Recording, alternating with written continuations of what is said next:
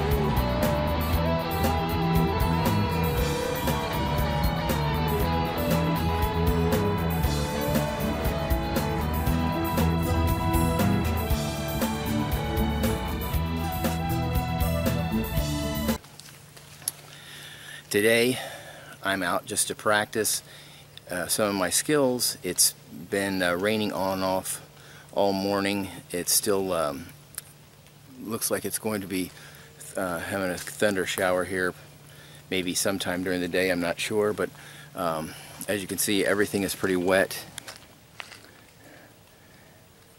There, I'm just getting ready to, here's another spot up there, a big pool of water. And as you can see, it's all muddy right here. I'm going to try to see if I can create a fire in these kind of conditions and set up a quick shelter that I got with me. I'm walking in on a trail, and then I'll be going off trail to where I'm gonna set up my little faux camp site.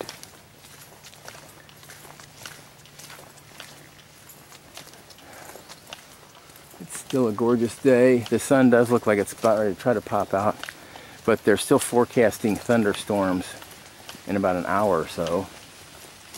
So I thought I would this would be a great time to practice your skills of making sure you get in and out of the weather and get a fire going. I just wanted to stop here for a second. When you get conditions like this is the kind of stuff you're looking for. This is a, more than likely because of the other trees in the area, it's spruce of some sort. But it's fallen down, and the limbs, it's completely dead. The bark's off of it, but all the branches are holding it up off the ground. So obviously this tree's been dead a long time, but it was upright and it just blew over. That's the type of wood. I'm not going to gather any here because I've got a long way to go, but I just wanted to point that out. This is perfect. If I was going to be close by here, I would definitely snag some of this wood.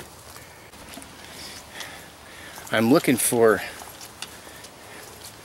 materials while I'm walking that I can use to start a fire.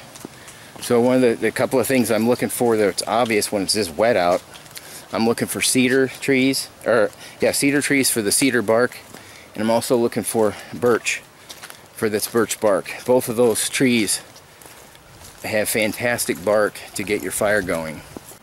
While I'm stopping to hydrate, I just thought I'd show the rig that I've got with me.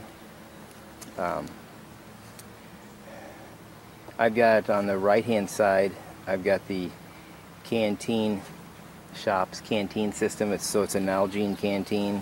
It's in the foreground, and because I'm in an area that's got so much clean water, I'm just carrying water in that side, in that Nalgene one, and the other side on the left side over here is the that's the Pathfinder and Canteen Shop collaboration. So that's the stainless steel military size canteen. It's 40 ounces, so it's a lot larger. Got a wide mouth and it's a lot bigger, and it comes with a stove and cup. I've got that on the left side. That thing rolled up is a oil-skinned haversack. It's a Pathfinder haversack. It's like totally, I love that thing. It's great for when you having a possum mentality and picking stuff up and putting it in your haversack that you're collecting, so for like making a fire or something. And the pack I've got is the Maxpedition Condor 2, which I like it because it's really a heavy-duty pack. I'll show you what I'm looking at here too, and for any locals, you'll know exactly where I am once you see this.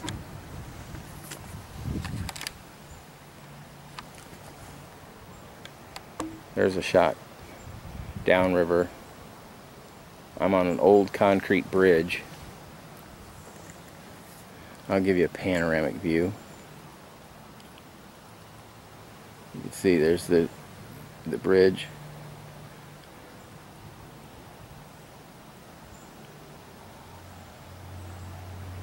Gorgeous today. It's cloudy, but it looks like the clouds are starting to break up, so I don't know if it's going to break up or cloud over again and rain some more. That's what they're predicting, but you never know with weather.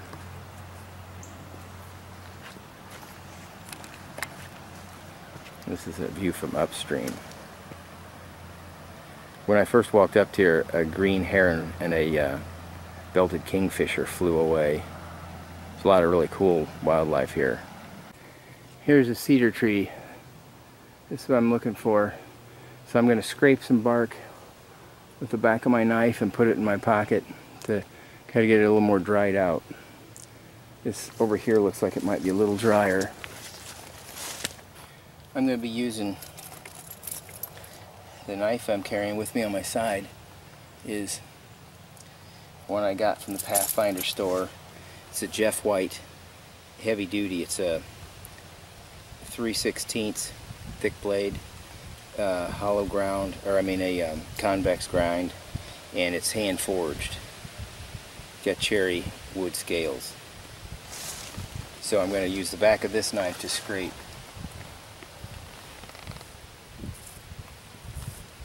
Because of there's a threat of rain, I'm going to set up a tarp first and then get my fire set done.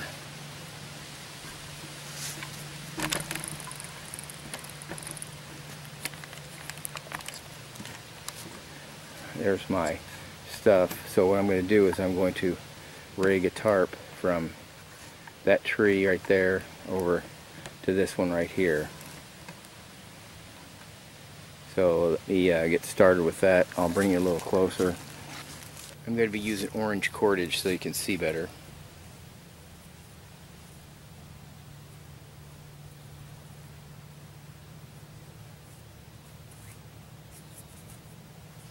Okay.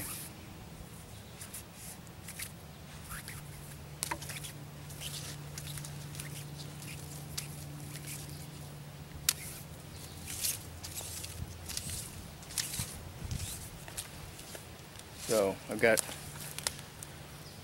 a loop tied in this end using the slip knot with a jam knot up against it. So what I'm going to do is I'm just going to loop the line through this, take the line through this loop.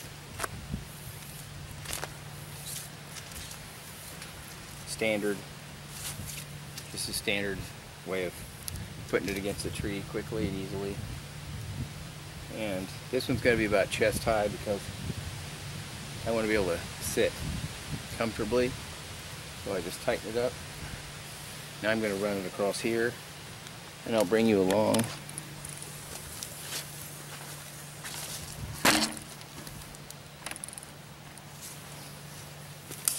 Okay, so what I'm going to do here is I'm just going to bring it around. I'm going to tie a trucker's hitch in this line. So this is my tag end, this is the running line. So I'm going to make a loop in it, and then I'm going to lay the loop over and pull the line that's toward the tree. That's really important. So the slipping part is going to be towards this tree. And I'm going to give myself a little bit of slack and then tighten this. Okay, now I have a loop. So the next thing I'm going to do is bring this tag through that loop and pull back towards the tree.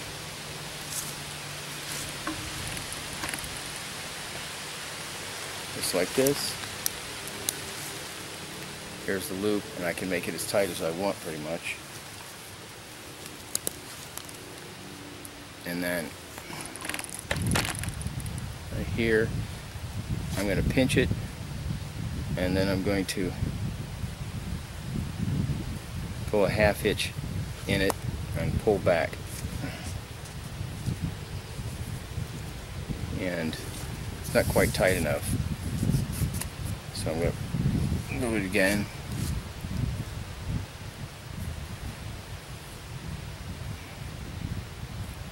Let's pinch this line. Pinch all three of them together. And I'm going to throw this loop over, and I'm going to reach in and grab the loop and then just yank it back towards this. There. It's important that you yank back up against the knot. That's what sets it. Okay. So now this is pretty tight. And I've got a loop here that I can put a toggle and attach my tarp to it. Now as you can see, I've got my line across, and instead of using that loop over there, what I'm going to do is I'm going to put my tarp in the center so that my stuff is right here, because I'm also going to be making my fire lay right in front of that stuff where those rocks are. So let me get my tarp out, and I'm going to be using prusik loops to tighten it.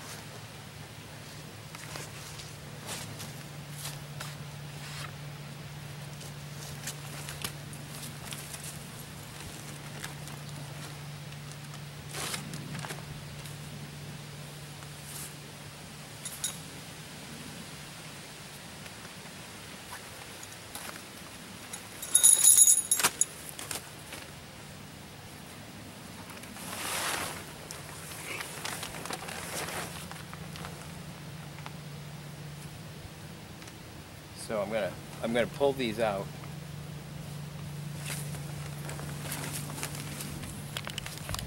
I'm gonna pull these out. I'm using number 36 bank line. 36 bank line that I've tied with joined with fisherman's knots, and so I'm going to use these for my prusiks. So in order to do that, I just put them on the line. Let me get closer.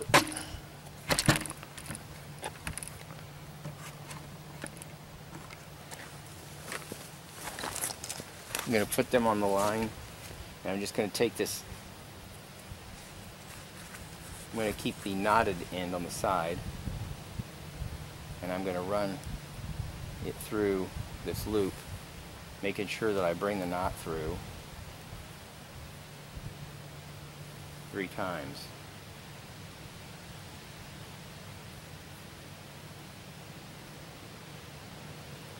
And then I'm going to dress it up, and I'll show you what it looks like when it's dressed.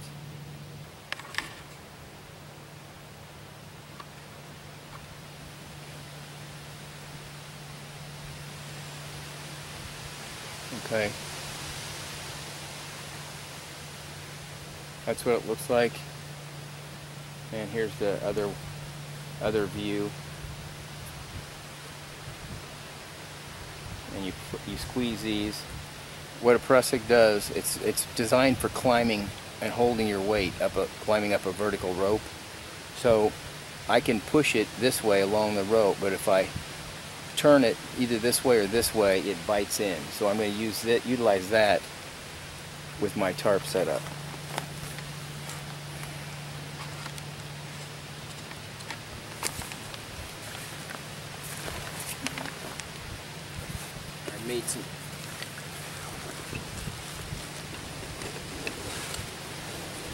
I made some toggles.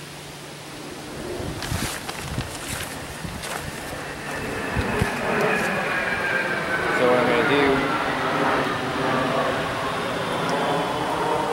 is I'm just going to take this loop and push it through the grommet hole in the edge of my tarp.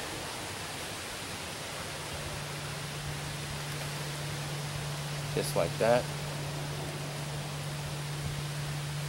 And then put a toggle in it.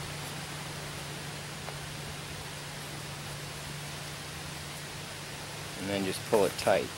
Going to do the same thing over here. Here's my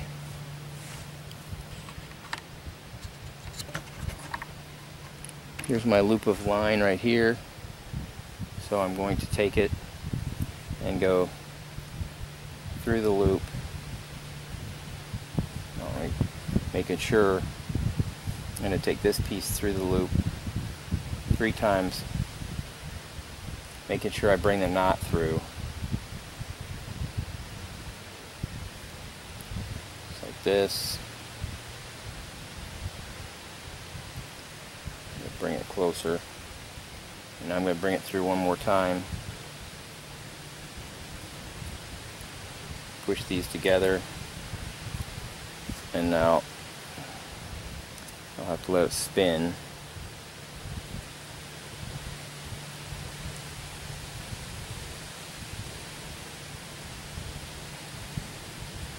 There we go.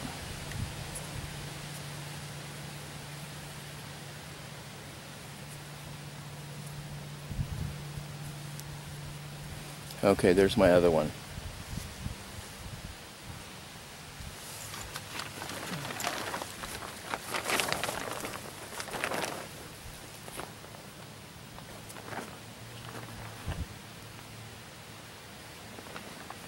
And I've got the wrong corner, so I'm going to have to take that one corner out. Because I want to have this is the wide way, the wide section. So I'll go ahead and put this one up. So I'm pushing this through the hole. As you can see it right there coming through. And then I just put a toggle in it. Just a stick, or you can use a tent peg.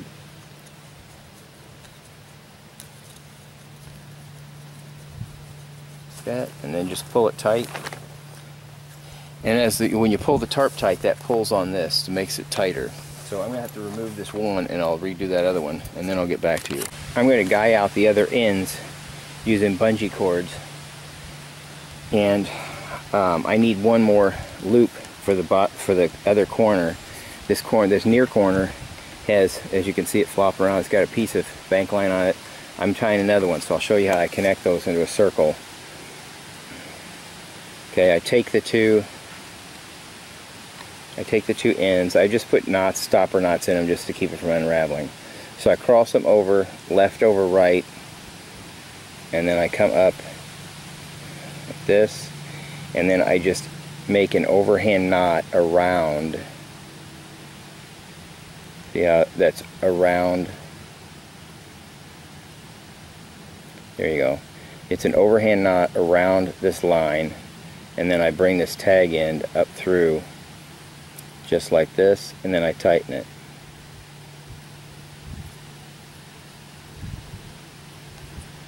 Okay, now I flip it around, so I'm doing the exact same thing. I want these to butt up against each other, so I got to tie it the same way.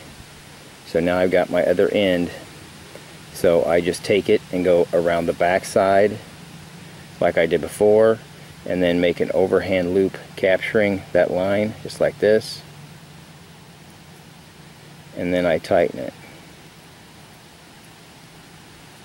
Okay, now I pull and it will butt up against, tighten it, And as you can see, it makes a very uniform knot, and they made up together. Okay, so that's forming. Now I've formed my loop. Okay, so now I'm going to make a bite in it, stick this up through the hole in the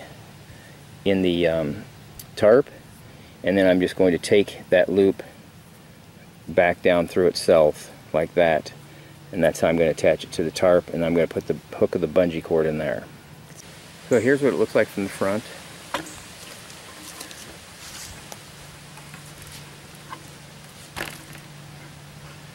There's my gear, and underneath it my fire pit's going to be there. And I'm flying this by using the bungees and not staking it all the way to the ground, so that gives me more space, but it still will sheet rain off the back. And I'll take you around the back to show you what I did there. Doing it this way allows the thing to be self-tensioning. This tarp is tight, and it will stay tight because I've got the stake in the ground here. There's a stake in the ground there. Then my bungee is here, and then the bungee attaches and comes up and attaches right there, and that goes in. That shows you it's like a cow hitch, or I think it's called a clove hitch. No, it's not a clove hitch, a cow hitch. Right there. And I did that on both sides. Okay, now I'm going to get my fire ready. I got this set up so that I've dug you want to make sure that you don't cause any scarring of the landscape. You want to make it you want to make it so nobody can tell you've been here. So what I'm doing is I make a hole bigger than I need it to be. I always bring my You Dig It folding shovel. It's like the best one I've ever seen. It's American made stainless steel shovel. It's super good. Heavy duty. And it comes with its own sheath. Right here. It's got a loop so you can put it on your belt or your pack. I just put it inside my pack. But anyway, that'll show you the depth. I've made that. Then what I'm going to do is fill the bottom of it with combustibles, so I bring the fire up higher, because if you get a fire down in a hole, you starve it for oxygen. So now I'm going to line the bottom of it with combustible material to bring it back up to close to the surface. And then I'm also going to put the rocks around it.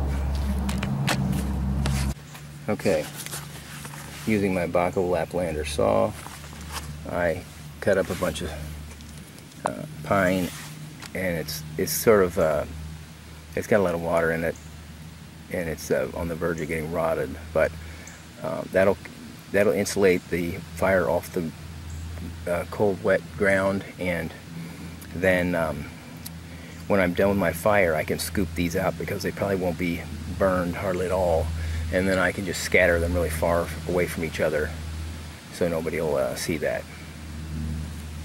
Okay, so now I've got some small stuff right here, and there's a bunch of fuel wood out in front of me, and now all I have to do is see if I can get an ember blown into flames with this cedar bark I have, and maybe some stuff that I have in my haversack. I'm going to use a piece of white cedar bark that I had in my haversack, because I've got a very small, this is the bird's nest I've got, see how small it is with my hand, so small and kind of spindly and fragile. So I'm going to roll that up in this thing right here to help hold in the heat. And then I have gotten some stuff that was like from a up under a tree, like where a hollow, like where maybe a mouse or something drug stuff under there. So I just sprinkle that right there, so that's going to be flammable too. I'm going to try a flint and steel this time. So let me put my camera back on my tripod and we'll get started. Okay, this right here is a piece of charred mop cotton string. I don't seem to have a piece of flint. So I'll keep that right there. Cover this up. Put it right there for safekeeping. Now we'll get set up, and we'll I'm going to use a piece of antler for my bearing block, and we'll get set up for that.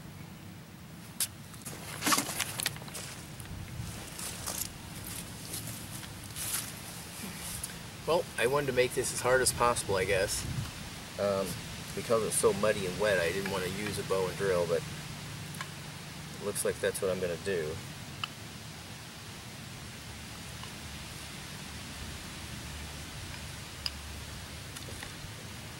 So I'm using a drill that's made out of willow, I think this is. But I'm just going to knock the shoulders off of it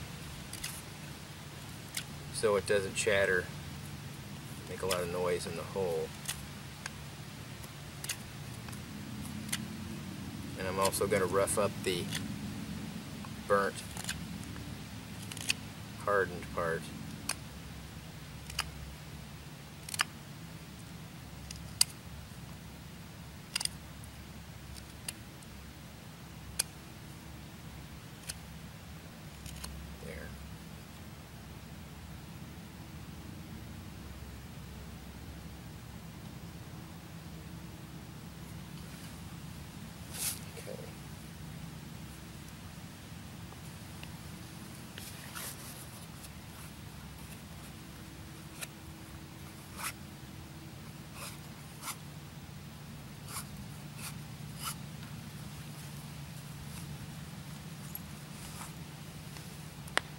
Got a little bit of oil on here, so I'm going to make sure that's gone.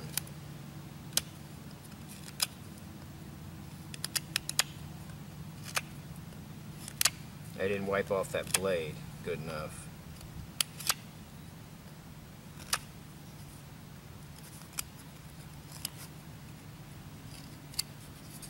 There we go. But I'm going to utilize that oil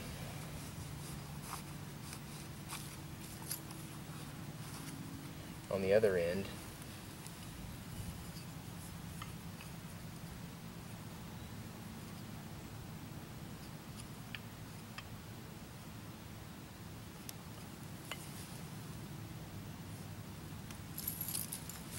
Okay, so here we go. We'll see if we can get a coal. It couldn't be any damper unless it was raining.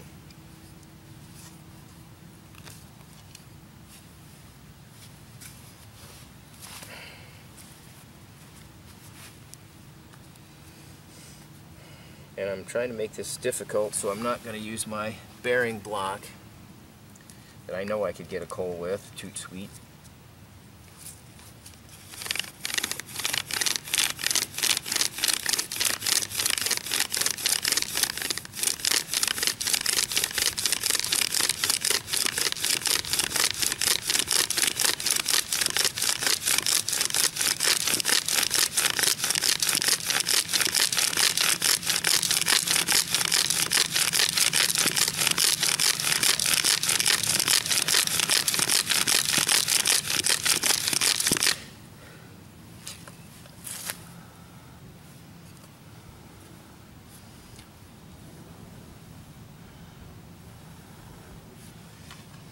Looks like we got a coal. This is a piece of mule deer antler. I hope we have a coal. It's starting to...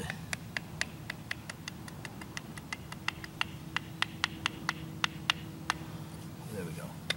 Good, we still have a coal. It looked like it had gone out.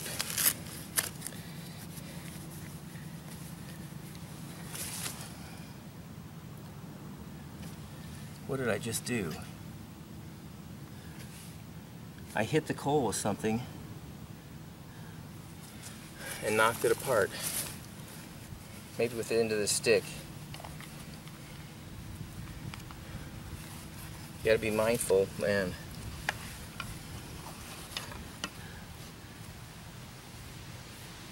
But I can see I knocked it somehow. It'll be on camera, whatever did to it. Whatever that was. So I'm going to start all over, keep this dust there. Boy, I'm really trying to make it hard.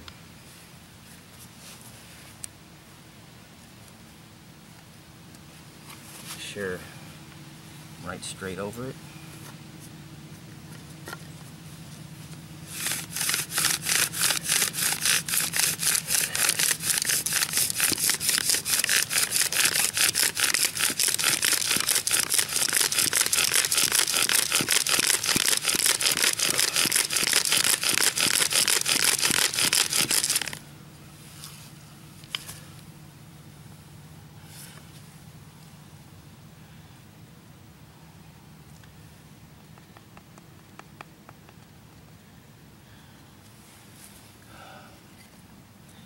Now I'm going to back up. Can't wait to see what I did when I do the editing of this video. I'll make sure I keep this in the video so you can see what happened, why I started again. Okay, what we're going to do now is I'm going to bring the bird's nest over to this instead of trying to carry this over the bird's nest. See how wet it is out?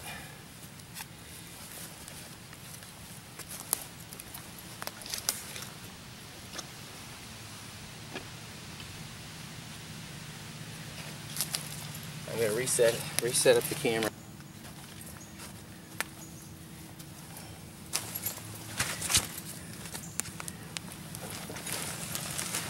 Okay. I want you to see it get blown into flames if I can. I'll try to hold it up here. And I've got this birch bark, so I'm going to try to wrap it around it like a little cigar.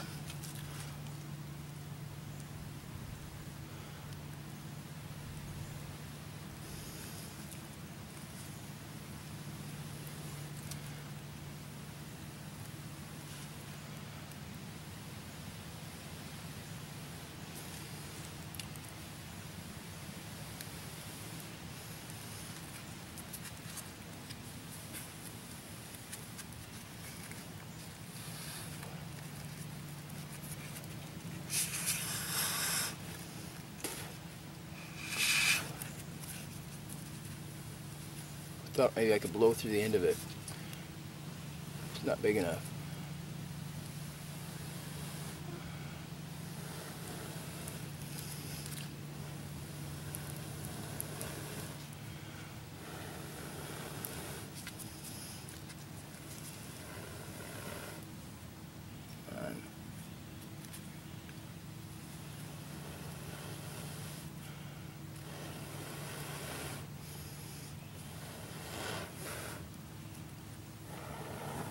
There we go.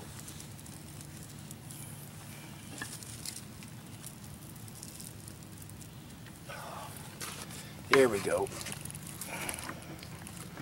That came out okay. Now I'm just going to get some more sticks.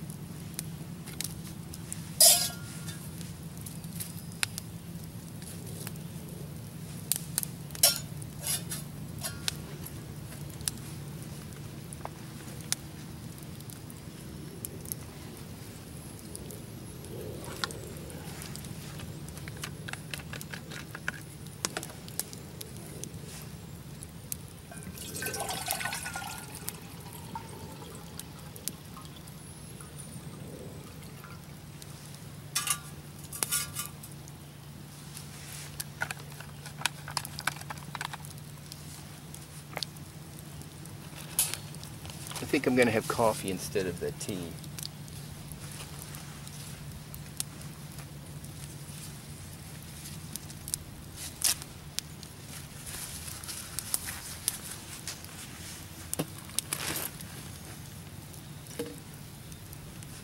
Make sure I keep my gloves handy. This handle could get hot.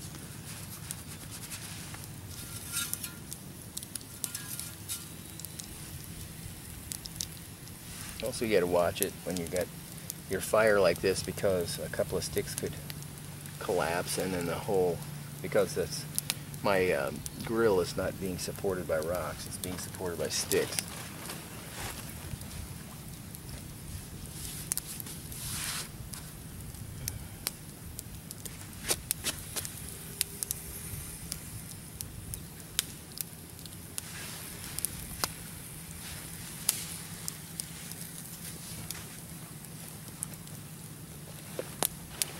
Let me pan out and just let you see the setup I got.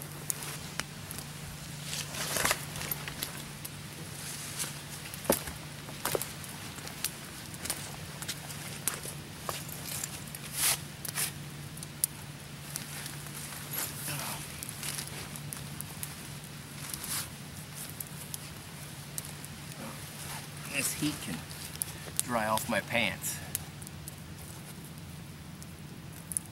They were soaked from the knee down.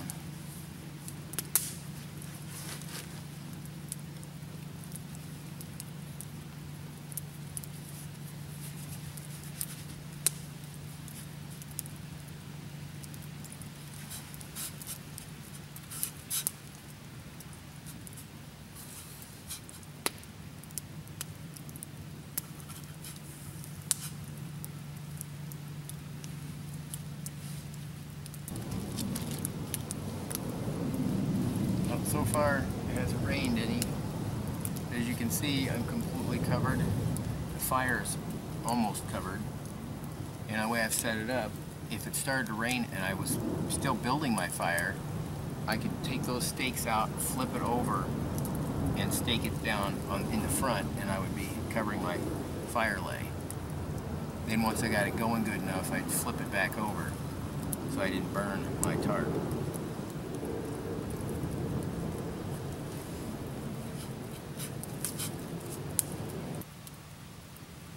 It's just about ready to boil. I can hear it.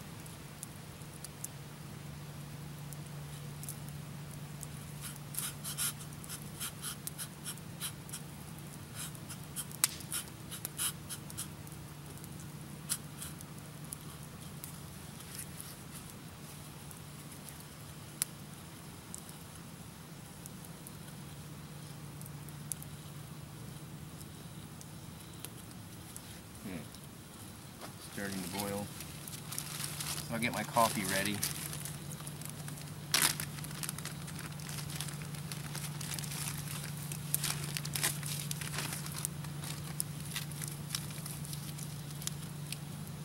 Take it off.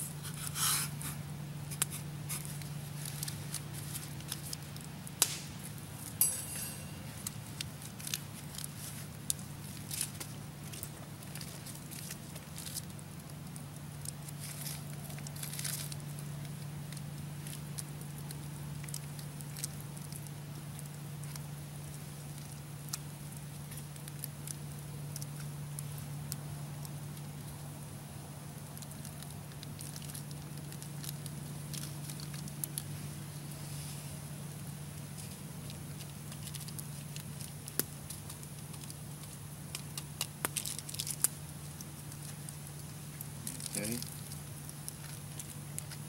Try to keep the trash.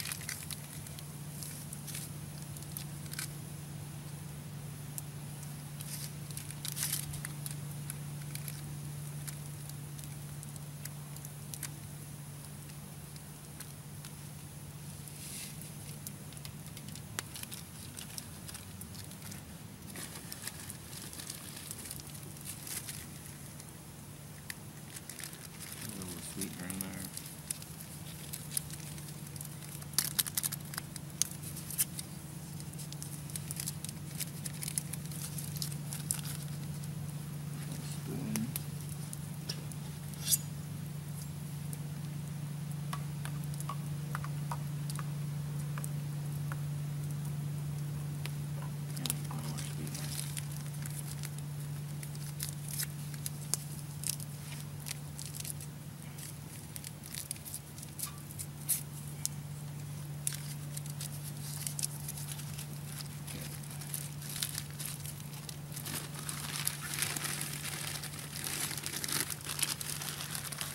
this up so it doesn't get moisture in it.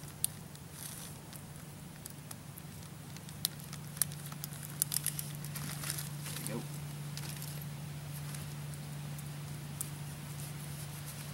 Now I'm going to dress up this fire, make sure everything stays in its hole.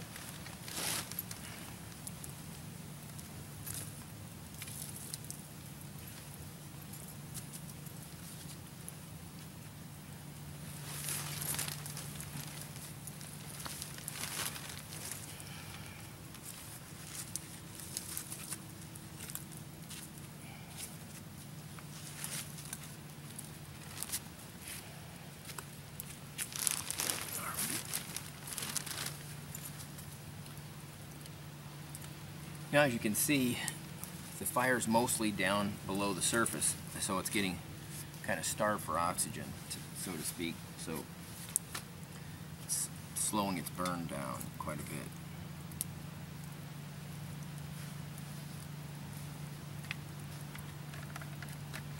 Rinse my spoon and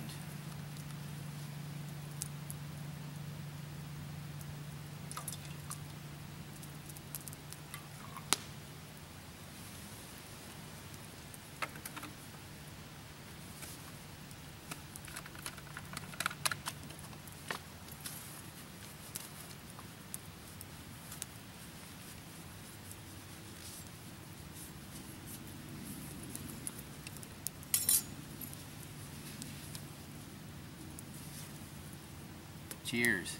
Here's to us. Good people are getting scarce.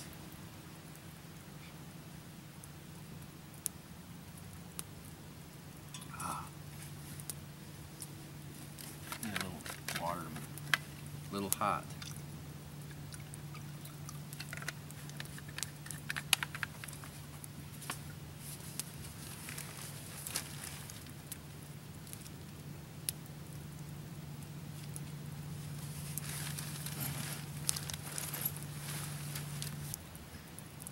Today's knife featured in this video is the Pathfinder Jeff White bush knife in HD heavy duty.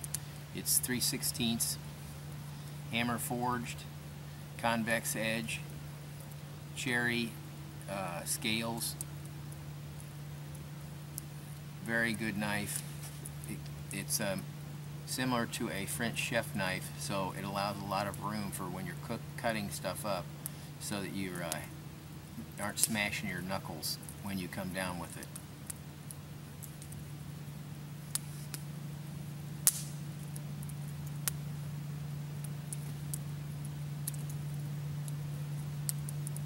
Function flawlessly. It's made out of 1095 high carbon steel.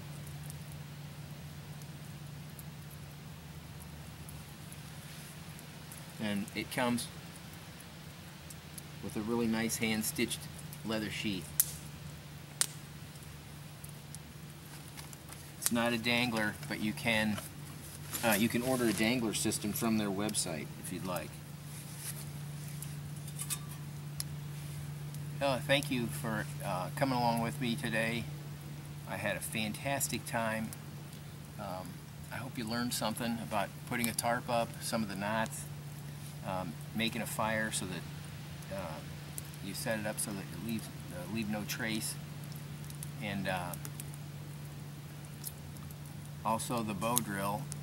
I hope you learned how not to knock the coal out of the way once you've got one burning, but at least you know that you can start all over again and get another one. If you like this video, if you like this the stuff I'm doing here, I'd love to get suggestions and comments if you have some other ideas. If you like it, please subscribe, like the video, and I covet your comments. And until we meet again, God bless.